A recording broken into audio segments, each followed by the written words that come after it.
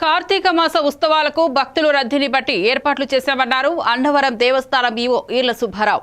కాకినాడ జిల్లా ప్రసిద్ధ పుణ్యక్షేత్రం అన్నవరం శ్రీ వీర వెంకట సత్యనారాయణ స్వామి వారి దేవస్థానం కార్తీక మాసంలో ముఖ్య పర్వదినాల్లో రాష్ట్రం నలుమూలల నుండి అధిక సంఖ్యలో భక్తులు వచ్చి వ్రతం ఆచరించి స్వామివారిని దర్శించుకుంటారు.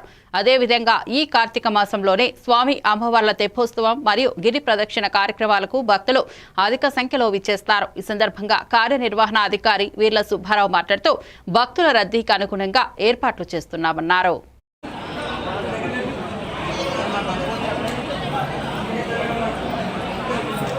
మనకి కార్తీక శుద్ధ పౌర్ణమి అదే రోజు 3 కార్యక్రమాలు ఉన్నాయి.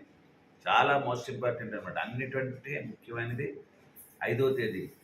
ఆ రోజు 3 ప్రోగ్రామ్స్ ఉన్నాయండి మనకి. 1 గిరి ప్రదక్షిణ, 2 పంపహారతులు, 3 జ్వాలాతోరణం.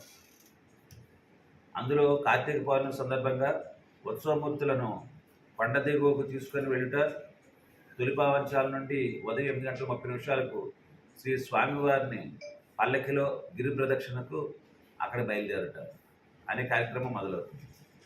అది మొదటి కార్యక్రమం. రెండవ కార్యక్రమం మధ్యాహ్నం 2 గంటలకు కొండ దిగువ తొలిపావంచాల వద్ద నుండి సత్యరథం గిరి ప్రదక్షిణకు బయలుదేరుతుంది. అది రెండవ కార్యక్రమం. తదుపరి పంపా సరోవరందు పంపాహారతులు కూడా నిర్వహించబడతాయి.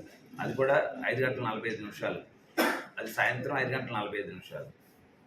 అది అయిన తర్వాత రాత్రి 7 గంటలకి శ్రీ స్వామివారిని మరియు అమ్మవారిని ఉత్సవమూర్తులను కొండ దిగువనటువంటి తొలిపావంచాల వద్దకు తీసుకుని వెళ్ళి జ్వాలాతోరణం నిర్వహించబడుతుంది. అనంతరం గ్రామోత్సవం కూడా జరగబడుతుంది.